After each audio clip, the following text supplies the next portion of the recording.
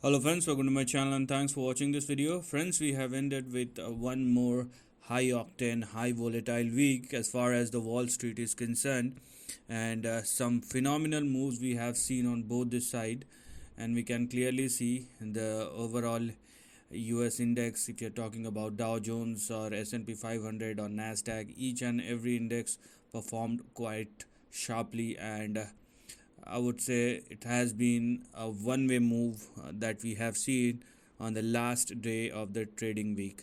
Now, whether to rely or I would say more specifically believe on this price movement or not, that's a very big question.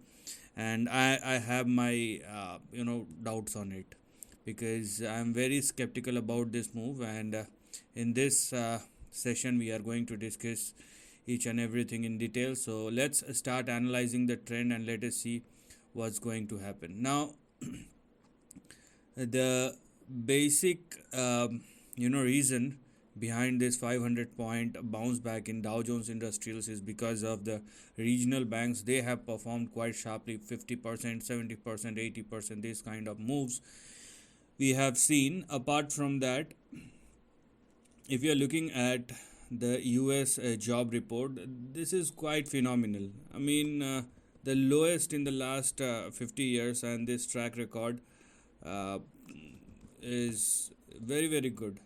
Now, the market, whether it is actually reflecting the impact of the data or not, that is something which we need to look at, and you can see how strong the chart is. And I think this is another way to look at it. It is 60.4, but yeah, unemployment rate, I think this will give you the yes.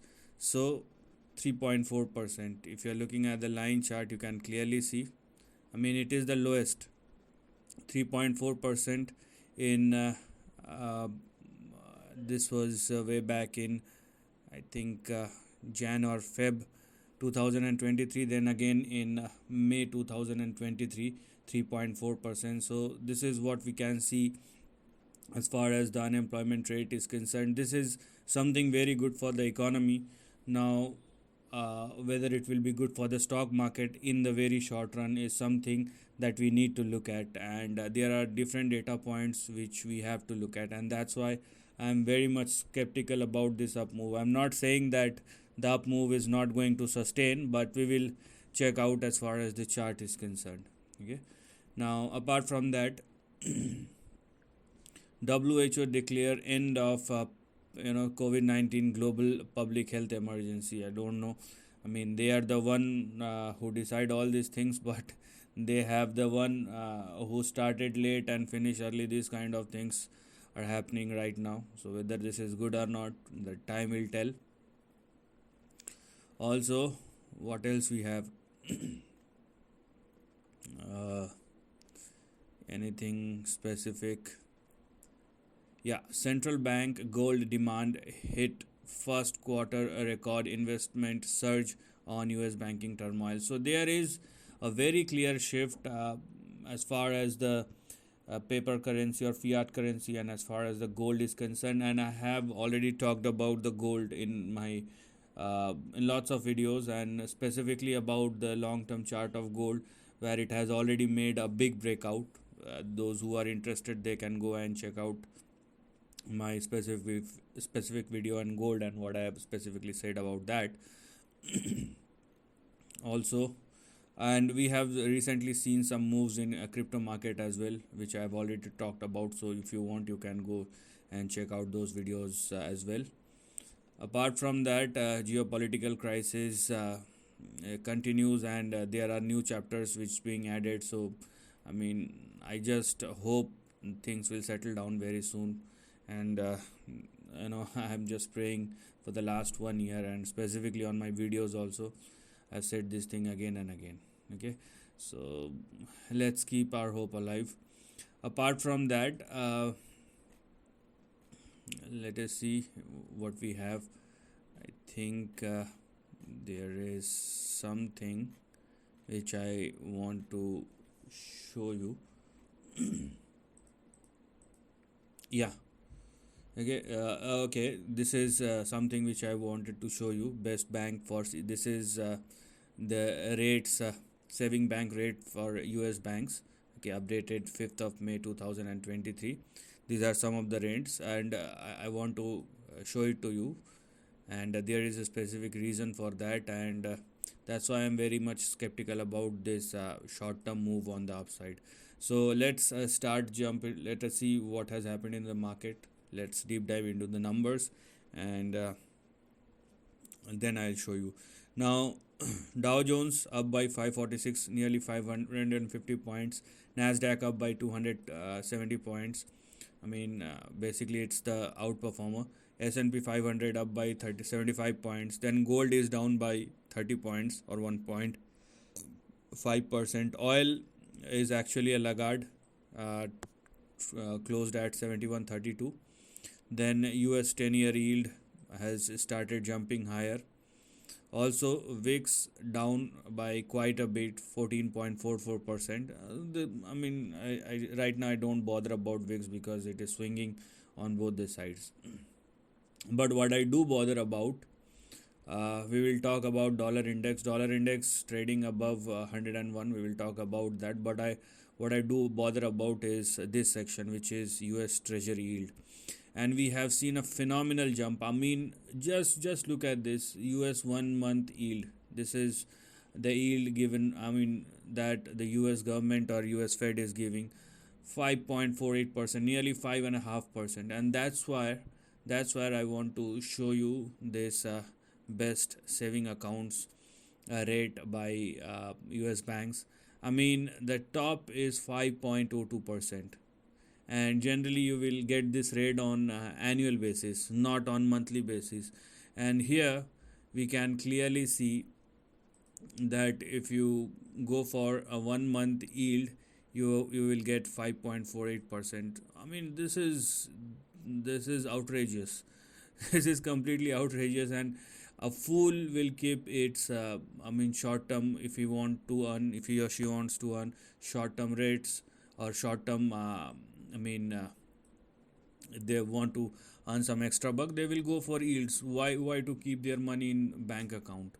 Okay, and here also there is another saving rates from our partners, another website. So we are talking about Sophie, we are talking about CIT Bank, Citizens Bank, Savings, Citibank. The highest is 4.2%, and this is per year. Okay, so here this is 1 month yield 5.48%, US 3 month yield 5.27%, 6 month yield 5.1%. And why the hell should I go into a bank and keep my extra money over there when I'm getting 5% or 5.5% in just a single month? So this is a very basic question, and that's why I wanted to show you these details. And that's where you know things are not looking very good, or things, we can't believe the things the way it looks like. And to better understand it, let's go into the chart. This is the 1 year chart. Okay, this is the US Treasury 1 year chart, and you can clearly see the substantial amount of hike. Last time, we generally don't calculate the percentage, but just for the sake of analysis, from 2014 till 2018, 4 years, the move is 4431%. Here, from the lows of 2021, in a matter of 1.5 year, you can clearly see nearly 600 or 700 days, and you can clearly see 11,373%. So this is phenomenal. This will definitely have its impact. Forget about this is I'm showing you the chart which is 1 year yield. Now let's go and check out the 1 month yield, and now you can clearly see what I'm talking about, and why I'm scratching my head is because of this. Okay, although the indicators are telling you something different, but the close is all time high for 1 month yield. The last was 5.19 or 5.2, and the current close is 5.4. And I'm talking about 2007 2008, where there is nothing called QE or stagflation kind of thing.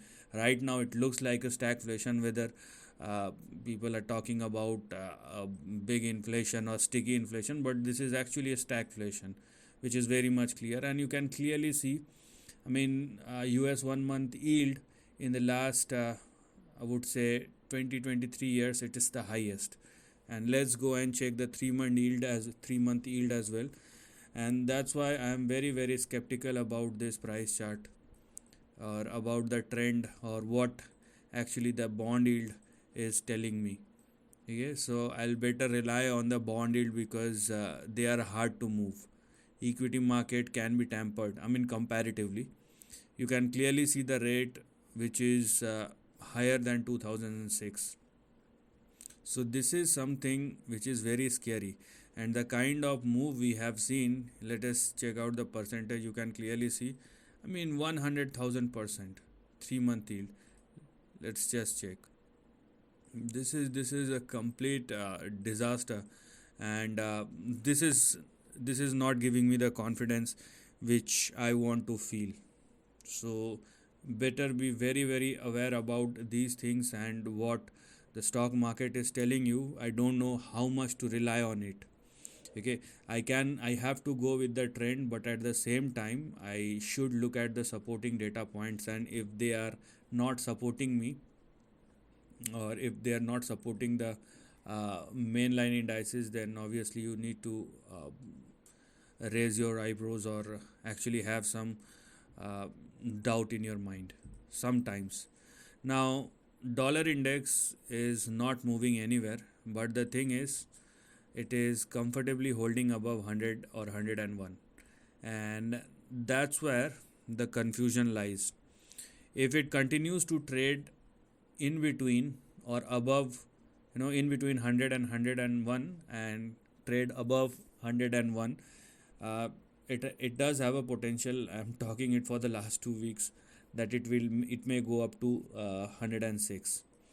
But if it has to go lower, then a close below 100 is a must.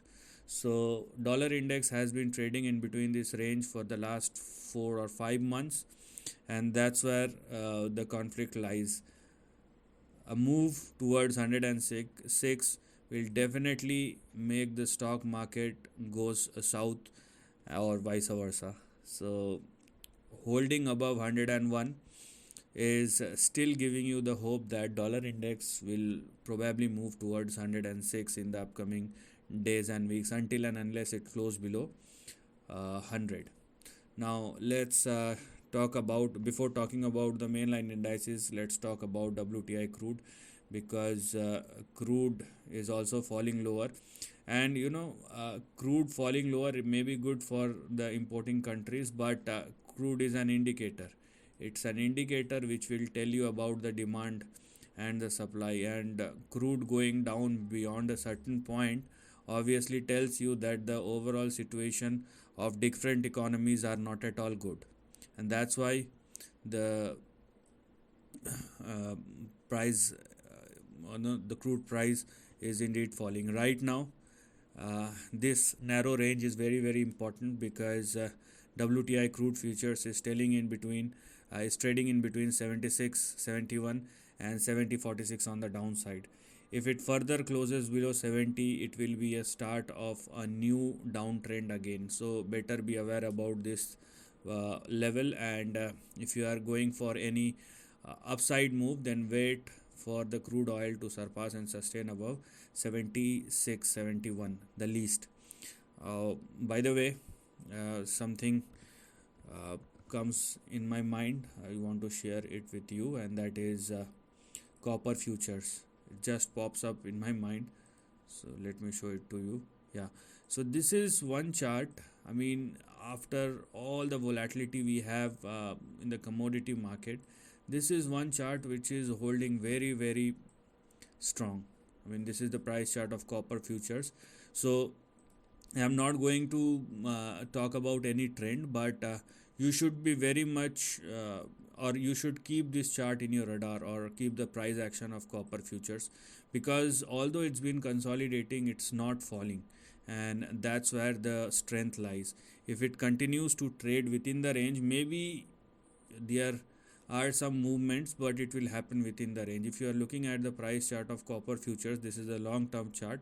There is a consolidation, nothing more, nothing less. So technically this is a very strong chart. Let us see what will happen, whether when will the breakout happen, but this is a very strong chart which I want to share it with you.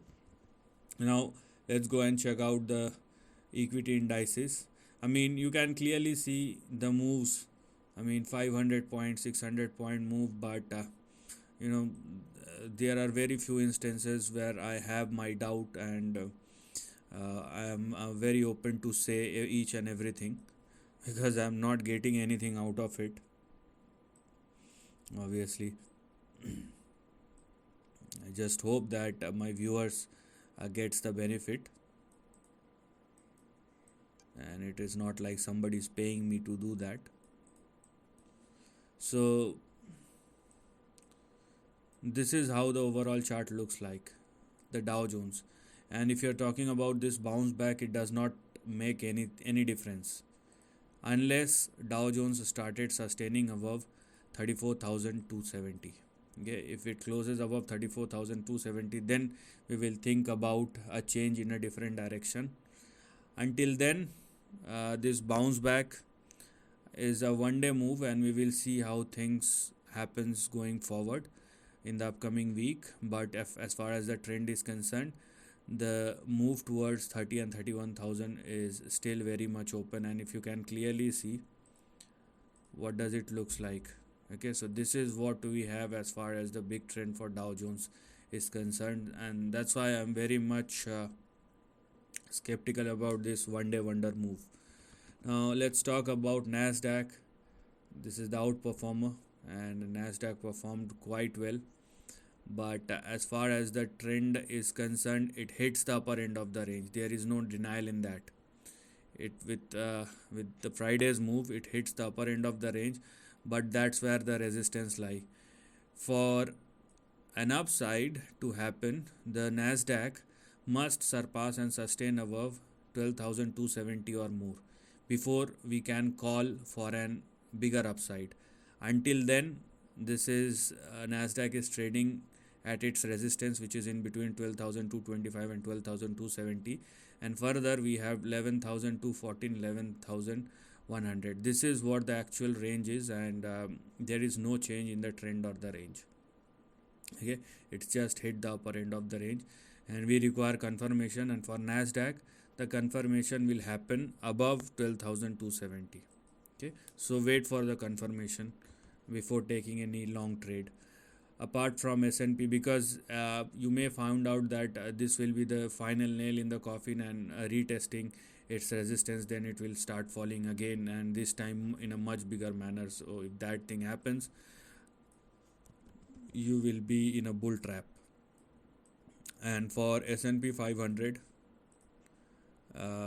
it is not at its resistance, but it is very near to its resistance. So for S&P 500, 4185 and 4200 are your resistance, and simultaneously we have 3884 and 3800 on the downside as far as the big support. So the range is intact. For Nasdaq, for S&P 500, the range is intact, and for Dow Jones, it looks like much of a downtrend, excluding, or if you also include the move of last Friday. Now I think this is it, this is most of it, but there are some important things which has been moving. I mean, I was just going through this headline. I can't read it because this is a premium, but yeah, the Fed hiked until it broke the regional banks. It had started breaking down, so there is nothing called something new.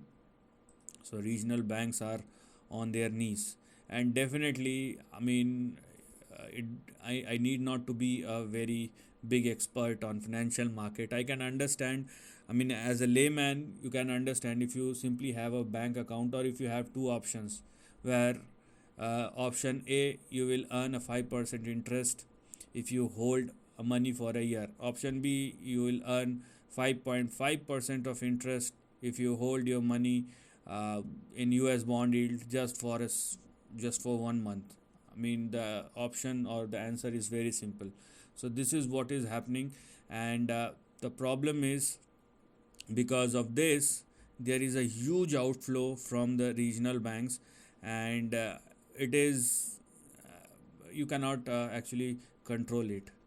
It is beyond control, and whether some institutions actually want these kind of things, then we don't know.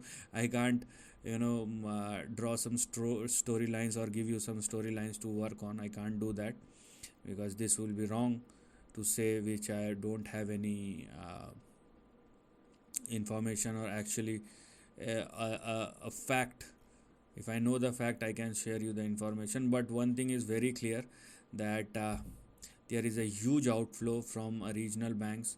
So the market share is going either to uh, the big banks, or here we can see deposit outflow stops $360 billion in last 3 weeks. And let me show you some of the charts. So finally, so you can clearly see the big slide, and this red line is small banks. Okay, small banks, you can clearly see the outflows, this red line. I mean, this is disastrous. Total US commercial bank deposit fell $12.5 billion during a week. Then here we are, US commercial bank deposit increased, raising $10.2 billion, but you can see the move. Okay, it is still down. It is still down literally, and US commercial bank tumbled again, down $113 billion, lowest since April 2021. So you can clearly see these kind of charts, and these are chart depending upon some uh, hard fact data points. You cannot change it.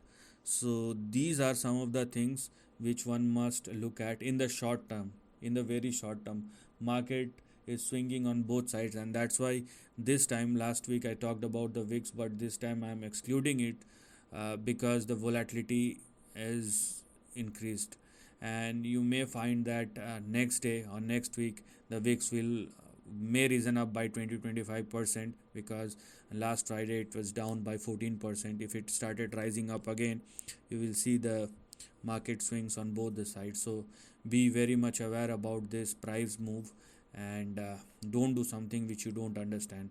And I've been saying this one thing again and again, that if you are a long term investor, you must encash this opportunity. Okay, try to find out good stock which will perform for you over a period of next couple of years, not next couple of days or months. And if you make a good portfolio, long term portfolio, you will definitely make a good buck over a period of year. These are the opportunities which one may encash. And there is a famous quote which everybody knows: be fearful when everybody is greedy, and be greedy when everybody is fearful. But when it comes to applying this simple mechanics, most of the people don't want to do that because of a number of reasons. So I mean, this is my job to tell you what is happening and what one should do. And if you find something good, if you can make some long term bets, you will definitely get rewarded, but over a period of time. So this is the end of the video. Thanks for watching.